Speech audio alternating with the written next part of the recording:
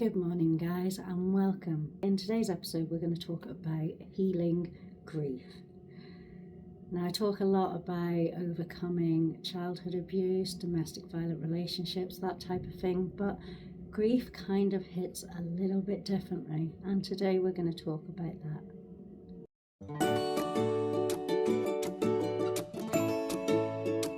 Now, first of all, I would like to apologise if you can hear the noises in the background there. Unfortunately, the workmen are digging up the road, but I still needed to make content. So hopefully I can try and get rid of that noise whenever I get to my editing stages.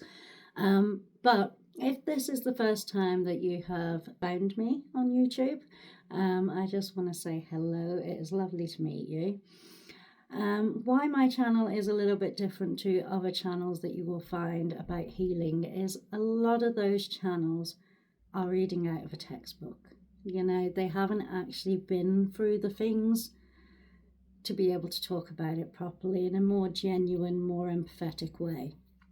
I myself am a survivor of childhood sexual abuse as well as domestic violent relationships, and today we're talking about grief because 13 years ago my husband passed away in my arms. So it's something that I'm quite passionate about talking about because I find a lot of unanswered questions when people are going through grief, and hopefully this episode will help you if you yourself are going through that. And excuse the mum bun. I have literally had no sleep for days. It's the joy of having a toddler who's got a cold. So yeah, I just chucked the hair up this morning and thought I'm still going to make a video because I told you guys that I would. So yeah, excuse the state of me. Let's get into it. So the thing is with grief and why it's different to the likes of healing from childhood trauma and things like that is with grief, you're not just grieving the loss of the person, you're grieving what you thought life was going to look like. It's a massive process. Everything changes around you. And then while you're feeling all these emotions, while you're feeling the hurt, while you're missing them, while you just feel like ultimately broken inside, it's like the whole world just carries on without you. It's like nobody else seems to care as much as you do. And unfortunately, that probably is the case. And that's not a horrible thing. You had that connection with that person who has passed over onto the other side. The rest of the world hasn't necessarily. So sometimes it can be hard for somebody to understand what you're going through, especially if they haven't been through it themselves. So you might have experienced grief from a loss of a grandparent, maybe one of your parents, and maybe like me it was your partner, or worse still, and I think this is probably the worst type of grief out there, is losing your child. I cannot imagine what it is like to lose your child. If you're going through that, honestly, I just want to give you a big virtual hug. I don't think any parent should ever bury their own child. Grandparents, we expect it. We expect at some point in our lives we are going to be burying our grandparents because of the age gap between us and stuff like that.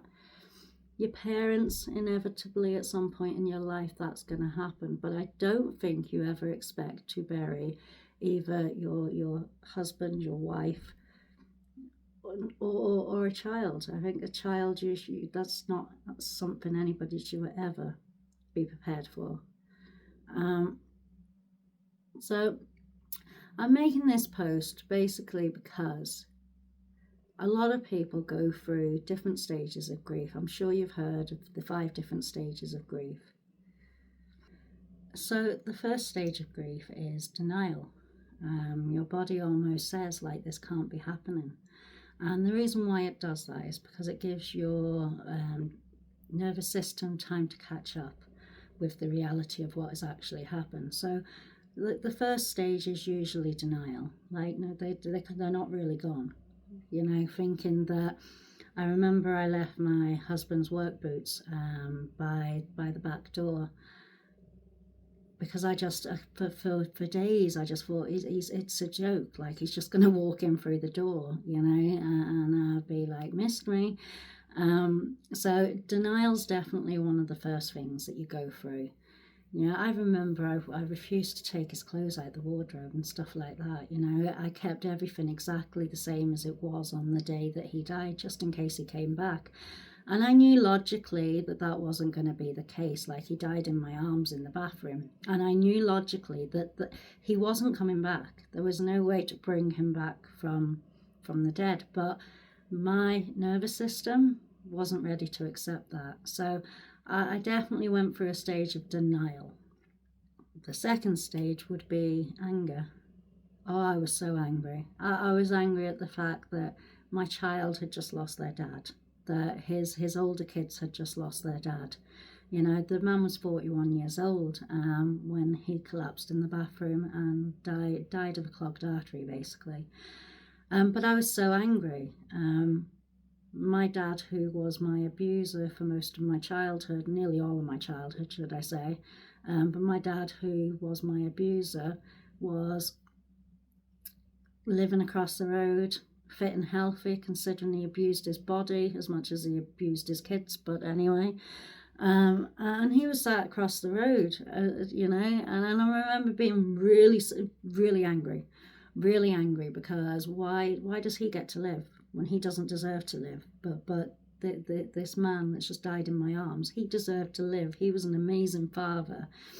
And I remember going through that angry stage. So anger would have been the next stage in that grieving process. I remember I also felt really angry with myself because when I was on the phone to the paramedics and then they're telling me to do CPR, I'd never done it before. I knew what it was, I understood what it was, but I'd never done it before. Then they explained how I was meant to do it and pushing on his chest. And I remember being really angry with myself because had I known that, I thought maybe I would have saved his life. Had I nagged him to go to the hospital that evening, maybe I could have saved his life.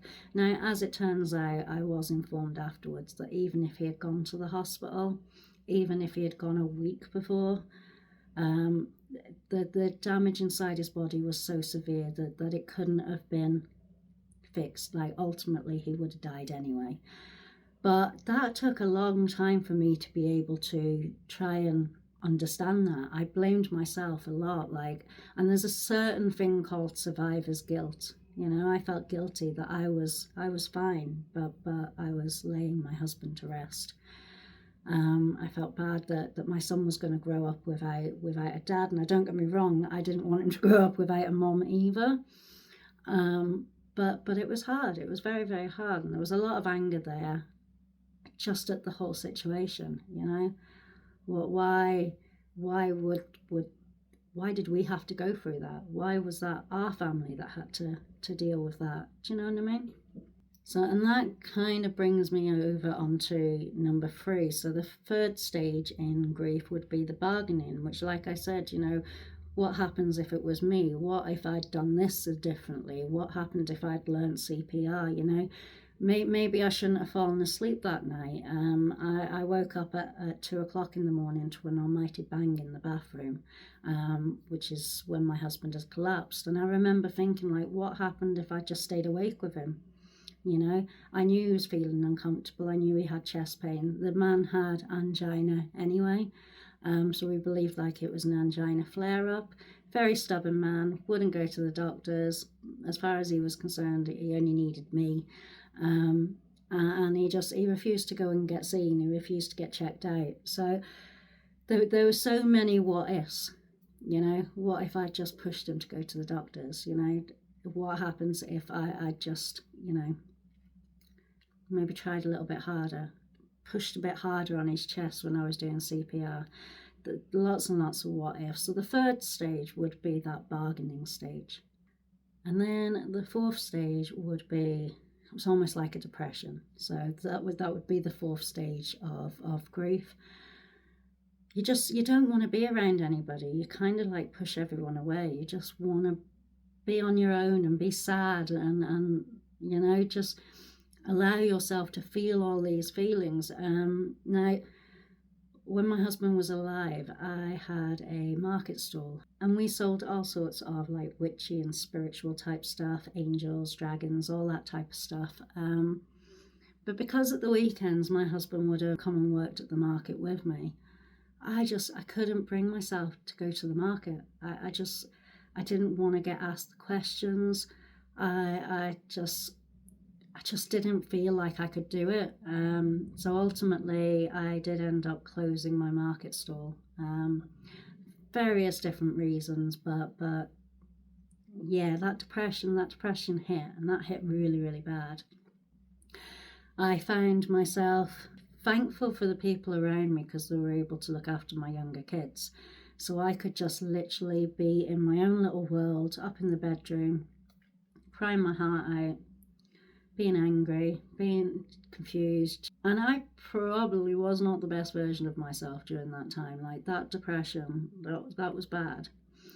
One thing I will say with my story though, that depression, the anger for my dad still being alive, the whole what ifs and everything else, that meant that I tried to take myself away from that, and I started writing a book about my childhood.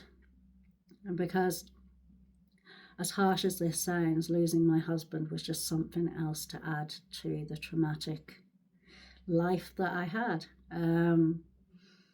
So I started writing about my childhood, and I would spend hours, days constantly just writing, not sleeping, just writing.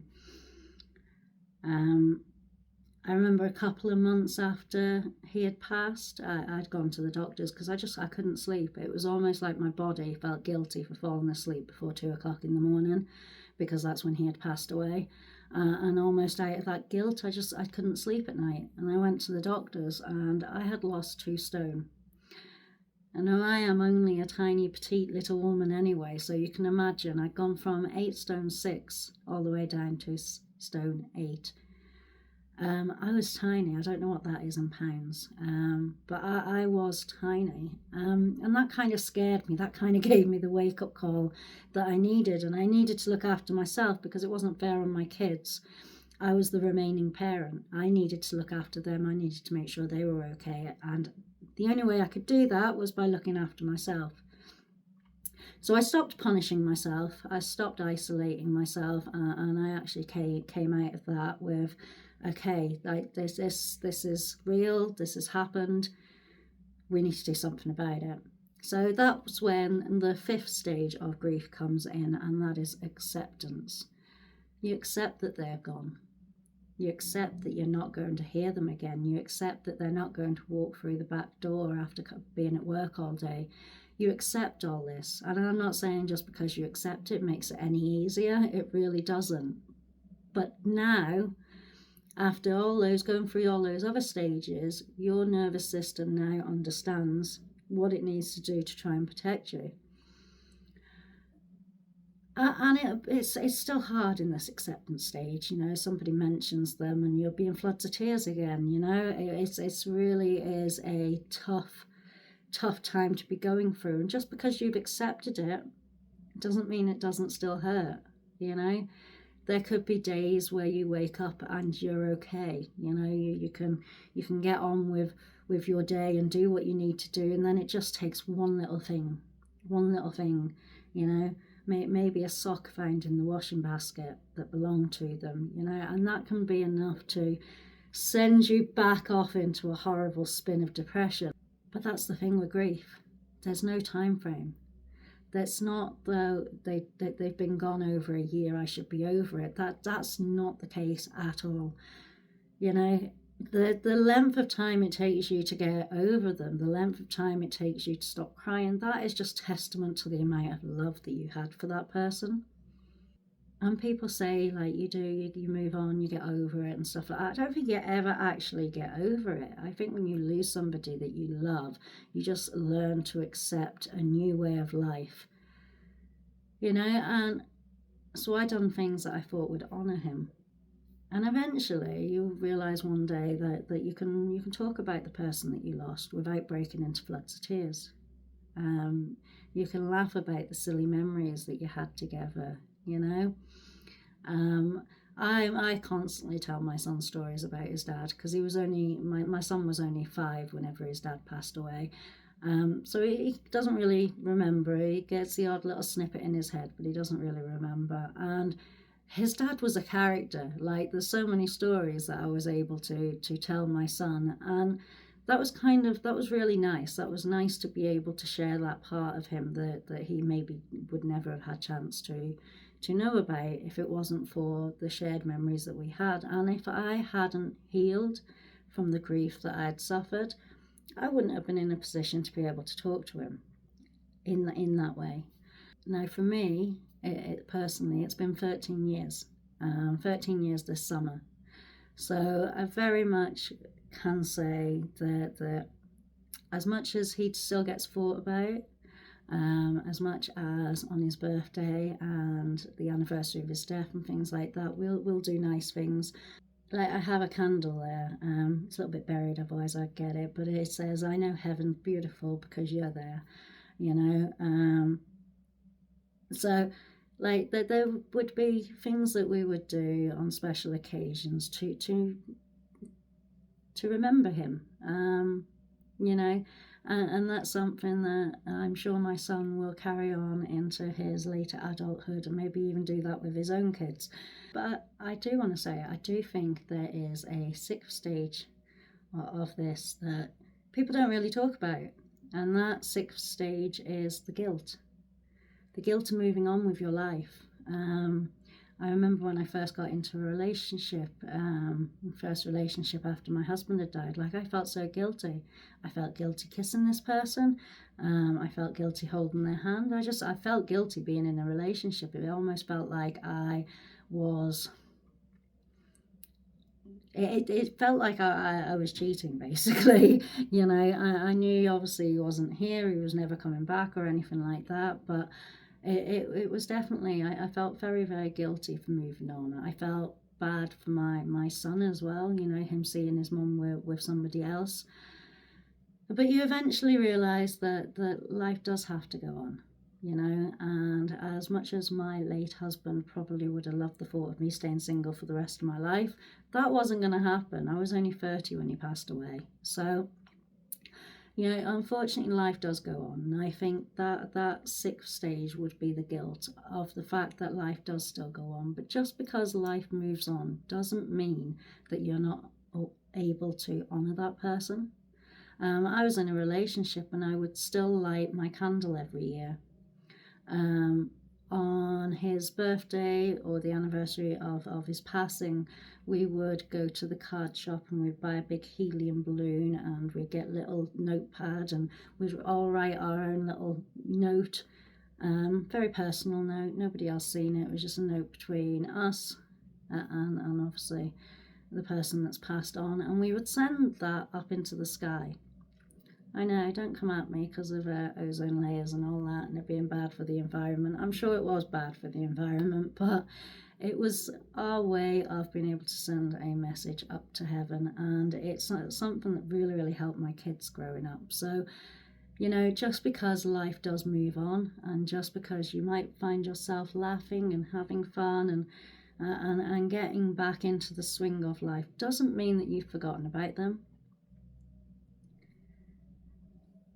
You shouldn't hold any guilt for doing that, you know. And at the end of the day, would they want you to be wallowing in self-pity and depression and anger and everything else for the rest of your life? I don't think they would.